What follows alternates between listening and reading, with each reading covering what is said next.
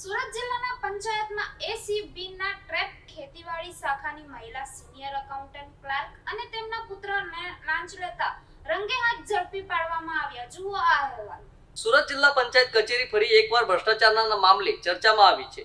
Anti corruption bureau એટલે ACB દ્વારા જિલ્લા પંચાયતની ખેતીવાડી શાખામાં સફળ ટ્રેપ કાર્યવાહી હાથ ધરવામાં આવી હતી. આ કાર્યવાહીમાં વર્ગ 3ના મહિલા senior account clerk Rupalben Pareshkumar ટેલરને લાંચ લેતા રંગેહાથ ઝડપી પાડવામાં આવ્યા હતા. ચોંકાવનારી બાબત એ છે કે આ કેસમાં તેમના 19 વર્ષીય પુત્ર જીત ટેલરની પણ સંડોવણી સામે આવી છે.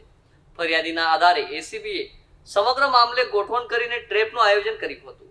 તપાસ દરમિયાન લાંચની રકમ સ્વીકારતા બંનેને ઝડપી લેવામાં આવ્યા હતા.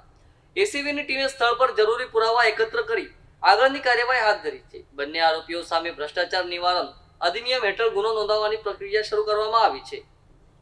આ ઘટનાને લઈને જિલ્લા પંચાયત કચેરીમાં ભારે ચર્ચા અને ચકચારનો માહોલ જોવા મળી રહ્યો છે. હાલ એસીબી સમગ્ર મામલે વધુ તપાસ ચલાવી રહી છે. એસીબીની એક જાગૃત નાગરિકથી ફરિયાદ મળેલી.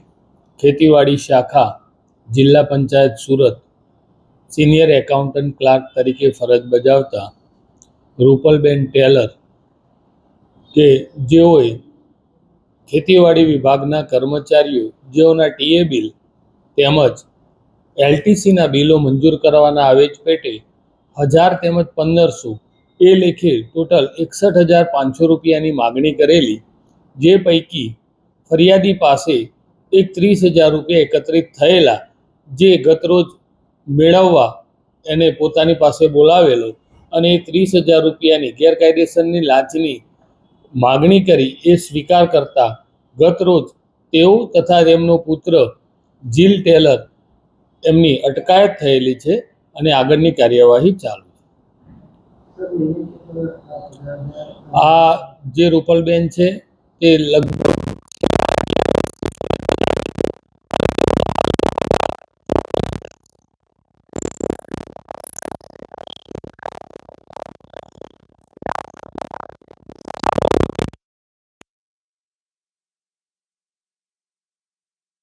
પણ જો કંઈ એવી હકીકત મળી આવશે તો એ દરેક દિશાએ અમે તપાસ કરનાર છીએ.